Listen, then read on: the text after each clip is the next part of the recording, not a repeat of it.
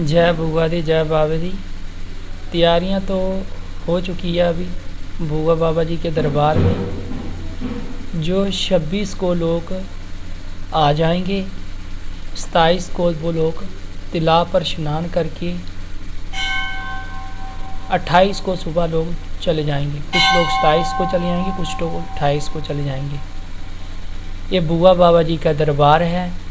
इसको जीडी दरबार से कहा जाता है। और बुआ बाबा जी का ये मंदिर है जहाँ किसानों का मेला लगता है। इधर देशों विदेशों से जो लोग बुआ दादी के दरबार में अपनी मनोकामना के लिए बुआ दादी के दरबार में हाजिरियाँ लाने के लिए लोग देशों देशों से आते हैं। और जो लोग भी इस चैनल से माध्यम से देखना चाहते हैं, बुआ दादी के दरबार में जो लोग नहीं आए हैं, बुआ दादी के दरबार में हाजिरी लगाने के लिए जरूर आए। श्रद्धा और भावना की बात है। बाबा जी साक्षात इसी जगह विराजमान है। आज से 650 साल का जो पुराना इतिहास है जहाँ रचित है। बाबा जी बुआ जी इसी जगह में बाबा जी का अंतिम संस्कार हुआ था। बुआ दादी अपने पिता के साथ 5 साल की कन्या के अवतार में इसी जगह पिता के साथ सती हुई थी। और बाबा जी के रहने वाले गारकोट के गांव के किसान थे। प्रतिदिन माता वैष्णो की आराधना करने, भक्ति करने वो प्रतिदिन जाते रहे। 12 साल तक उन्होंने तपस्या की। 12 साल के बाद माँ वैष्णो भगवती का रूप धारण के बाल कन्या के अवतार में दर्शन देते हैं। बातचीत होती है। उनको पूछते हैं आपने क्या चाहिए। बाबा जी कहते हैं माँ मुझे कुछ नहीं चाहिए। जिस कन्या के अवतार में आपने मुझे दर्शन दिए हैं, साक्षात आपने हमारे साथ रहना होगा। और दूसरा, एक हमारे गारकोट में पानी नहीं है। जो बाबा जी प्रतिदिन माता वैष्णो की भक्ति करने जाते थे तो माता वैष्णो जो चरणों से जलधारा थी उससे वो स्नान करके माता वैष्णो के दर्शन करते थे। उन्होंने कहा कि माता रानी आपने हमारे घर में साक्षात मेरे साथ रहना होगा। उन्होंने कहा मैं आपके घर में बाल कन्या के अवतार में आऊँगी। लोगों को पता होगा कि इनके घर में पुत्री है, आपको पता होगा कि माता वैष्णो है। उन्होंने कहा ठीक है। उन्होंने कहा कि जो जलधारा की बात कर रहे हैं वो जलधारा वो बाल गंगा जिसको कहते हैं वो बाबा जी के उधर से गुजरती हुई गारकोट गांव से नीचे निकलती हुई आती है।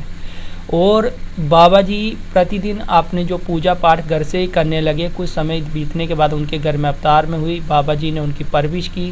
5 साल के बाद उसकी जायदाद प्रॉपर्टी के पीछे उनकी चाची जोजा थी, उनके बेटे साथ थे। वो जायदाद प्रॉपर्टी के पीछे पड़ गए, बाबा जी को दुखी करने लगे। बाबा जी ने एक दिन दुखी हो गए, अपने घर बार से निकल पड़े। जब निकल गए रास्ते में उन्होंने गरोटे गांव में रास्ते में रात निकाली। दूसरी रात काना चक पंजोड़ में अपने मित्र के पास लल्लू लोहार वर्मा के साथ वो आ गए, उसको पास रहने लगे। कुछ समय बीतने के बाद उस समय वजीर सिंह मेहते का राज था। अपने मित्र को लेके वजीर सिंह मेहते के पास जाते हैं खेती बाड़ी लेने के लिए। उस समय अच्छे अच्छे खेतर थे वो लगा दिए थे। ऐसे ही विराट जंगल बाबे के तालाब पर पड़ा हुआ था, उसको जंगल कहते थे। उसको उन्होंने खेती अपनी जंगल की कटाई करके अपनी खेती बाड़ी के लायक बनाया। उन्होंने अपनी फसल निकाल लगाई। उधर ही उन्होंने छोटा अपने हाथों के साथ वो तालाब बनाया। और माता रानी की कृपा से वो उन्होंने फसल लगाई। राजे ने कहा था कि एक हिस्सा मेरा होगा, 3 हिस्से जो होंगे बाबा जी के होंगे। जब भी माता रानी की कृपा से इतनी कनक हुई, कोई हद ना रही, कटाई करके खेतर में रखते हैं। उस समय जब भी उसमें जागीरदार आते हैं, कहते हैं हमें थोड़ी कनक दे दो। उन्होंने कहा जब तक हिसाब किताब मेरा राजे के साथ नहीं होगा तब तक मैं किसी को दाना नहीं देना। वो जागीरदार इस एरिए का था, उसने जासूसी करने के लिए उसने राजे को भड़का दिया। वो कहने लगा कि आपने गोरों खच्चरों में अपनी कनक जो गारगोड़ में भेज रहा है। और जासूसी करने के बाद उन्होंने भड़का दिया। राजे ने सारी ली छीनना शुरू कर दी। बाबा जी ने कहा मैं अपना हक नहीं लेने दूंगा कि जो कुछ मर्जी हो जाए। बाबा जी ने अपने शरीर का बलिदान दे दिया। उन्होंने जब भी पहला खंजर अपनी छाती के सीने पर मारते हैं उस समय ऐन बारिश तूफान आता है। जब भी दूसरा खंजर बाबा जी अपनी छाती के सीने पर मारते हैं, उसको बचीर सिंह मेहते को कहते हैं कि मैं आपको सूखी कनक नहीं खाने दूंगा, खून और मांस का। उस समय बाबा जी ने शरीर छोड़ देते हैं।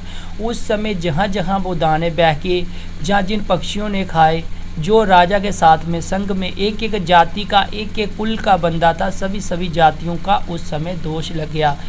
दोष लगने के बाद बाबा जी का फिर उन्होंने शरीर छोड़ दिया। शरीर छोड़ने के बाद उन्होंने कहा कि एक ब्राह्मण की हत्या हो गई, इसके हम क्या करें। उन्होंने फिर आपने उसको पंडित को पूछा, उसके उपाय करने के लिए उन्होंने उस लाश को वहाँ से उसको पैक करके बाबा के तालाब पर इस चिड़ी गाँव में छुपाई जाती है। बुआ दादी ढूंढ के अपने पिता की लाश को इसी जगह चिड़ी गाँव में अंतिम संस्कार करती है।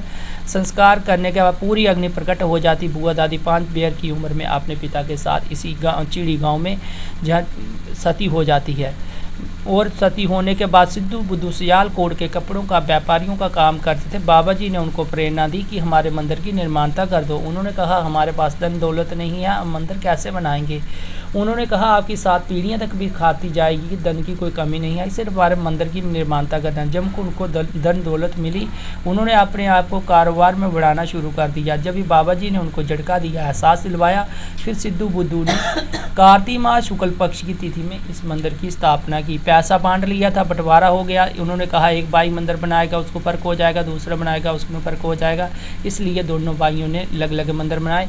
3 मूर्तियाँ बाबा जी के मंदिर में हैं, 3 मूर्तियाँ बुआ जी के मंदिर में हैं। इसमें थोड़ा सा अंतर है, जो पहली मूर्ति है बुआ बाबा जी की है, फिर दूसरी मूर्ति अकेले बाबा जी की है, तीसरी मूर्ति दोबारा बुआ बाबा जी की। वैसे ही पहली मूर्ति बुआ बाबा जी की है बुआ के मंदिर में, फिर दूसरी मूर्ति अकेले बुआ जी की है, तीसरी मूर्ति बुआ बाबा जी की है।